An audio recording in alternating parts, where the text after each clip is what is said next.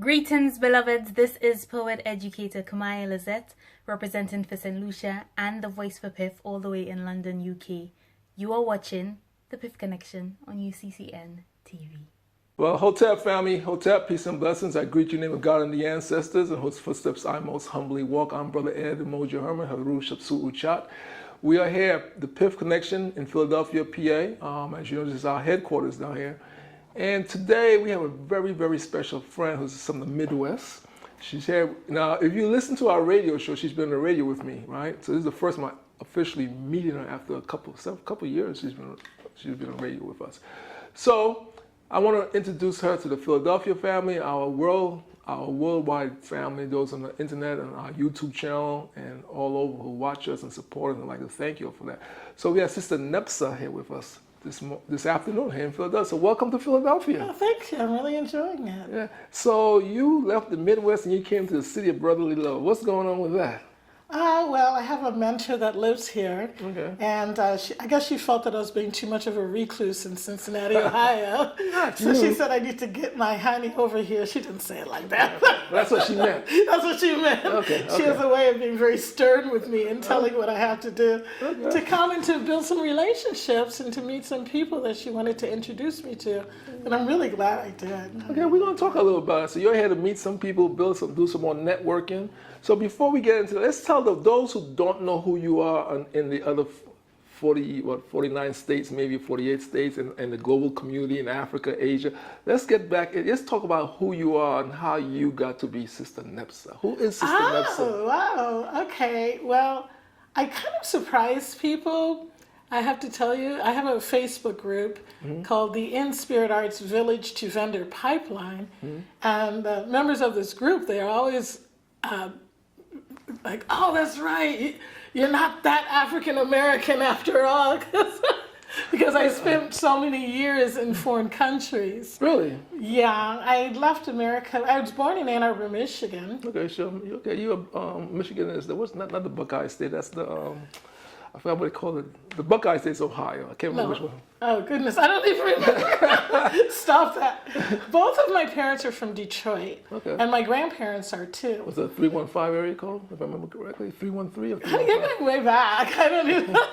Well, we have a good friend. I have a very No, good it's friend. 313. 313. I have a good friend, Rosemary Wilson. She's an excellent poet. She lives in Detroit. She works with us. I really go there. But anyway, so, but they are from Detroit. I always have to say that because people assume my parents must be foreign, but they're not. Okay. They're both born in Detroit and lived in, but I was born 30 minutes down the road in Ann Arbor at the University of Michigan hometown. Okay. So it's a very cosmopolitan town. People from all over the world come to the university. Right. And I was influenced by certain things there that made a huge impression on me as a kid. Okay. And one of them was the Ann Arbor Street Fair. Okay. And it's a week-long event where artists set up their booths and sell their art. And to me, it was more important than Christmas. Maybe between the street fair and the International Festival, which was at my elementary school. And they would dress up each classroom as a different country. Okay. So you could bop around. And the first time I saw my mom in a gele was there, and I would go and taste the Turkish delight and have some Pakistani tea. So you got a taste of everything. It was a great. They still do it. Okay. So this gave me the taste or the ambition to travel the world. Okay. Because it was like going around the world within my school building. So, and I was always a vendor. I think my first table I set up was at age 3 years old. Can you imagine? Wow. 3 years old, you started vending. Now, what are you vending? What's on your table at 3 years old? Well, I had a class with the children in the neighborhood. Well, my sister kind of pimped me out. Thanks, sis. What's your sister's name? No, seriously. She was the marketer and I was a teacher. So she told everybody to come and to learn how to make crafts for me. And then we sold them like in the corner. So she had a plan. Yeah, she didn't follow through with it, so I got really annoyed because, she was supposed to write the invitations and she decided she would just do it verbally, and I was really ticked off because she changed it at the last minute. But I remember so clearly like my little sister was in diapers, and she kind of soiled her diapers in the middle of my craft class, and I was like, oh. I was just 3 years old, but we were winding sisal around bottles with glue, and I had already been making crafts. My mother's, into crafts, so eventually started making artificial flowers, and I would sell them to anybody who moved, right? And so I had businesses from. So you were an entrepreneur at a very young age. Oh, that's good. So you were truly the Ujima or Ujima. You practiced Yes. Ujima and Ujima very well. Exactly, both. And you used your Kumba as Kuma well. to create stuff, and you did your Nia. You had a purpose why you did it. Oh, very big purpose, actually. But I didn't know this then, because you don't understand, like when you're growing up, how certain passions will eventually all string together. Yeah. And what I'm offering now is actually, it's like an accumulation of the different things. Well, anyways, to make a long story short, which never is, because I lived in Africa too long to tell short stories. Okay, so how did you get from Michigan to Africa? Okay, father. It's not like it's around the block now, No, my father was always a world traveler. Okay. And one of the things he did was he was a part-time sort of adjunct professor at Harvard University. Okay. And Harvard University asked some of their professors to go the Kenyan government invited Harvard to send over some high-level consultants to advise their government. Oh, cool. Because it was still quite new, because we went in 1977, and I think their independence was, early 60s. Early, mid-60s, yeah. Early 60s. Right, right there. So my father had always said that he didn't want us to be raised in this environment, it's the beast of the belly, will you? And he always thought, he had an epiphany once during his travels in the Caribbean, and where you're from, and he just saw he was in a bank and everybody was black. The president's picture was black. He turned around, everybody in the street and it just really touched him. As you can imagine, all that he went through in the 50s and 60s trying to, It mostly in Michigan. Yeah.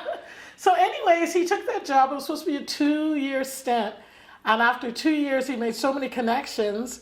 And we were just really got into it, So when he was over for 2 years, the whole family went? He took all of us, 5 sisters, 2 brothers. And he wanted to take some of our cousins too, but they were afraid, So we went there and we lived a very good life. Yeah, very, very good life. I mean, I don't want to brag, but. Okay, no, that's cool. Because that's good. It's like, I'm glad you said that because there's still this misnomer about Africa and saying third world nation. So if you leaving the U.S. and saying you went over there and you live a very good life, people who are listening say, "Man, very good life. Oh, that's interesting." So we let the mind simmer on that. Let it keep on going. Let's put that out there. Actually, when we first went, it was during the coffee boom. Okay. There was a drought, not a drought, but there was a failure in the coffee crops in Brazil. Okay. And it takes, I think, 5 or 6 years to replenish the crops. Really? Something happened and all of Brazil's coffee plants were destroyed by, the elements. So apparently the closest substitute was Kenyan coffee. Coffee is a blend usually from different countries. Yeah. So suddenly Kenyan coffee, the rate for exporting it was skyrocketed because the world had no choice but to buy Kenyan coffee. So we call it the coffee boom. And during the coffee boom, a lot of people became very wealthy. I remember walking to the corner where we lived in Kiuna, Nairobi. I'm standing there waiting for the bus. And as a game, I would count different things, how many birds I see. This day, I decided to count how many Mercedes-Benzes passed by. And I counted 17 Mercedes-Benz in about 20-something minutes. Just to give you an idea of what it was like. So a lot of money floating around. So we had a lot of fun. And it was a city where we could just do whatever we wanted. We did cross the color bar. We were the first people to perform, me and my sisters, at the Nairobi National Theater. What do you mean the first people of color? Because even though the British I'm saying you said the first people of color. The first black people. To perform at this place. Because there was a color bar, just like in in the arts and actors, there's a color bar. You can't go everywhere in America. Well, they had it there. I believe it was a British colony. It was a British colony, so, right? Yeah. The British people controlled the National Theater. And But my sisters and I, we had been trained in classical music. I went to Interlochen National Music Academy as a kid in Michigan. Okay. So we were heavily trained. Interlochen, you said? Interlochen. Okay. It's a beautiful campus in Upper Michigan, really nice, and top-notch instruction. So we were, we were heavily trained. And like I spent most of my youth, if I wasn't making crafts, I was practicing the cello 3 to 4 hours a day. That's what it took just to keep up with all the competition.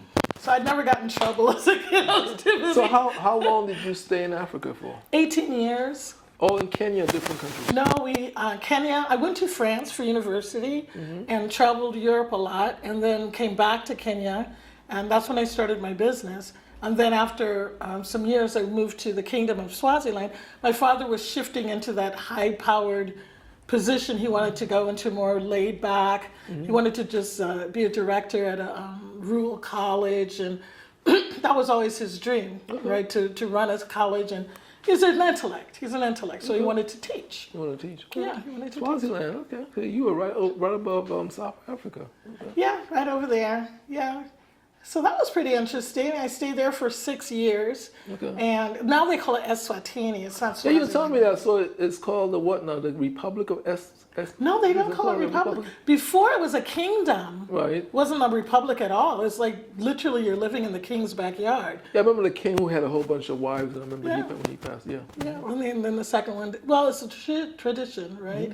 They take on a new wife every year. So the Kingdom of Swaziland changed to Eswatini. Eswatini. And I can't talk too much about the politics because I really. And we're not going to talk about it. That's interesting to know. I didn't know until you told me, and I should have, but I didn't keep up with that. That Swaziland had changed its name.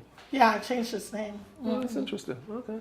That's okay. So now you saw your Kenya, Eswatini, or Swaziland at the time, and where else?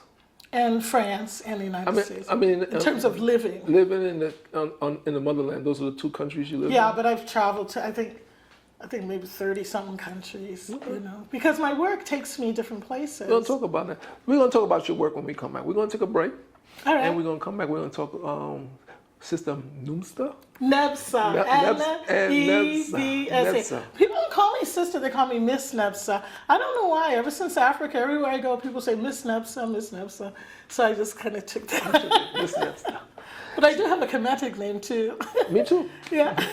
Okay, so when we come back, we're going to talk to Sister Miss NebSa about some of the other things that she's working on. This is the PIFF Connection with Brother Ed Omoja and the PIFF Connection here in Philadelphia. We'll be right back.